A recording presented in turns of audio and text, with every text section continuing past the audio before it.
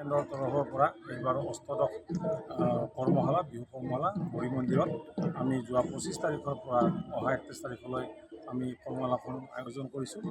ইয়াত ভালেকেইগৰাকী অভিজ্ঞ প্ৰশিক্ষক ইয়াত আছে।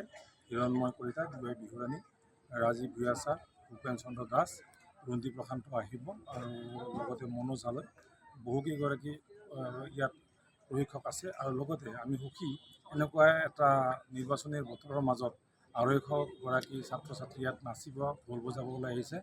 আমি পৰম সুখী। এইখিনিয়ে কৈছোঁ।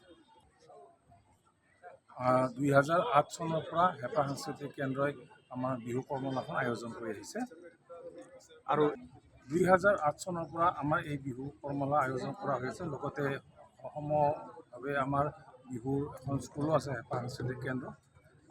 মই বেছিকৈ সুখী নলবাৰীৰ নানা ঠাইৰ পৰা ল'ৰা ছোৱালী ইয়াত শিকিবলৈ আহিছে, আনকি আন ঠাইৰ পৰা শিকিব আহিছে আৰু নলবাৰীত এটা বিহুৰ পৰিৱেশৰ সৃষ্টি হৈছে।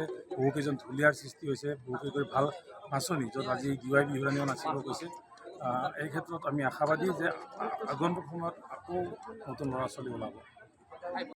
নমস্কাৰ, মই হিৰণময় কলিতা আপোনালোকৰ চেনেলৰ জৰিয়তে সমগ্ৰ অসমবাসী ৰাইজক আগতীয়াকৈ ৰঙালী বিহুৰ শুভেচ্ছা জ্ঞাপন কৰিছোঁ।